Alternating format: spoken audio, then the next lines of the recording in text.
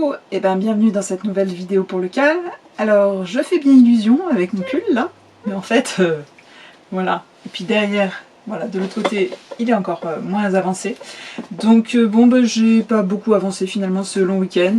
On a bien profité avec mes filles, on s'est fait un petit road trip et c'était très sympa aussi. Donc moins de crochets, mais promis, je vais rattraper mon retard. Effectivement, il y en a qui en revanche sont bien assurés, qui ont déjà fini leur pull même. Et puis sinon il y en a plein qui ont qui sont à tous les stades. Moi le mien, voilà, il est comme ça. En tout cas ça fait une jolie, un joli ensemble de pulls plein de couleurs, plein de de niveaux d'avancement. C'est tout l'intérêt du cal. Alors on a eu quelques petites questions. Déjà il y a une des filles qui s'étonnait de la largeur du pull. Effectivement, à ce stade-là, bon, je peux le mettre de ce côté-là, puisque ça c'est le côté où j'ai pas encore fait le petit panneau là. Il est très large. Vraiment, si on le met là, comme ça, ce que je disais, on dirait plus un poncho à ce stade. Mais c'est normal, voilà, c'est la forme classique. Vous inquiétez pas, on va faire des diminutions, donc ce sera un petit peu moins large après sur le bas du corps. On m'a aussi posé quelques questions sur les points soufflés ici, là, au niveau des épaules, ici, qui n'étaient pas très réguliers. Donc je vous montre ça de suite. Je vous montre ce qui, à mon avis, peut causer des irrégularités. C'est pas évident d'avoir des points soufflés bien réguliers. Ça prend un petit peu, on va dire, d'entraînement, et au bout de quelques rangs, normalement, ils deviennent plus réguliers.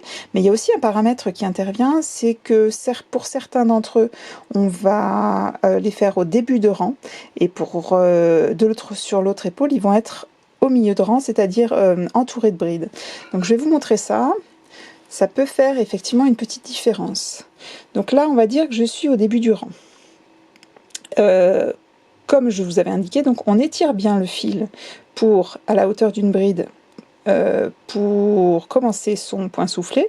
Je vais donc piquer dans la maille suivante, j'étire mes fils pour qu'ils soient à la hauteur d'une bride, une deuxième et une troisième fois. Voilà, donc je termine mon point soufflé, voilà. Et ensuite je peux en faire d'autres. J'ai plusieurs fils, c'est vite galère des fois. J'étire toujours mon fil à la hauteur d'un point soufflé et je le termine. Donc le problème qui peut se poser, en fait, c'est que là, si on n'étire pas assez son fil au départ, le premier point soufflé aura tendance à être un peu écrasé par rapport aux autres. Si je termine le troisième, 1, 2 et 3. Voilà. On voit qu'effectivement il y a une petite différence entre la première qui a ce premier jeté, cette première boucle qui la ramène un peu vers le bas, et les autres qui sont déjà bien en hauteur.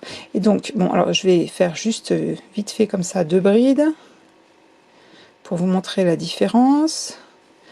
Je crochette même pas dans le brin avant, hein. C'est vraiment juste pour vous montrer un petit échantillon.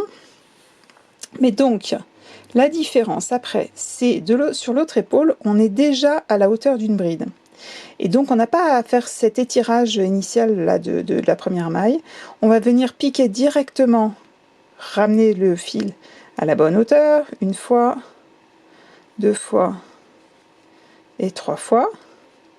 Et voilà, on le termine. Et là, donc, on n'a pas ce souci-là. Voilà, donc si je termine mes 3, 1, 2, 3, mes 3 points soufflés, 1, 2, j'étire bien au départ, à chaque fois pour les boucles, à la hauteur d'une bride. Alors même ça, en fait, étirer toujours à la même hauteur, c'est pas évident, hein, ça demande un peu d'entraînement. Mais donc voilà, là on pourrait voir que effectivement entre je vais enlever mon crochet pour pas faire de bruit, hop là, et tous mes petits fils. On pourrait voir que effectivement entre ce tout premier groupe de 3 points soufflés et le deuxième, il y a une petite différence due à cette boucle de départ. Voilà. Donc ça demande de l'entraînement, un peu de pratique. Et voilà, bah, voilà, je vais continuer de faire semblant avec mon pull pas très avancé, mais c'est pas grave. Je pense que la couleur va bien me plaire. J'ai la laine qui est d'ailleurs ici, toujours, avec mes différentes bobines. Je vous dis à très vite, il nous reste encore une bonne dizaine de jours là avant la fin du mois pour continuer d'avancer.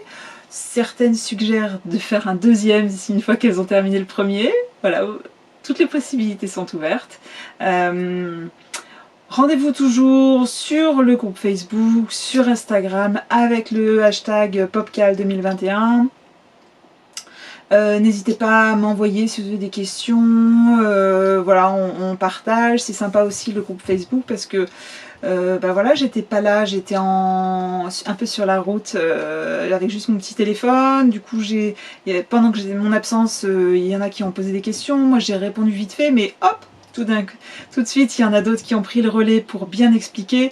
C'est ça la magie du cal, c'est que vraiment ça fait un ensemble et que bah, on crochette ensemble, donc on a les mêmes questions, on peut y répondre, on est à fond dedans. Même moi je dois dire que certaines fois, voilà, je commence à avoir presque une centaine de patrons, donc suivant les moments, je suis pas toujours...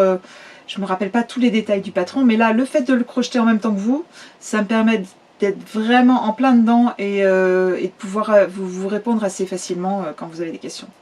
Donc ben, je vous donne rendez-vous voilà, sur les réseaux sociaux ou bien dans le Vercors si vous êtes là. Continuez de bien crocheter, on se dit à très vite, profitez bien de la fin du cal. Je sais qu'il y en a une qui a dit qu'elle était un petit peu déçue maintenant qu'elle avait terminé son pull parce qu'elle s'était régalée à le faire, ça me fait bien plaisir. Moi je dois dire que ça me fait plaisir de crocheter un pull et puis vraiment il est tellement... Vous voyez, j'arrêtais pas de vous parler de texture, de drapé, et je me régale avec celui-là, donc voilà, je suis pas déçue de mon choix pour le moment.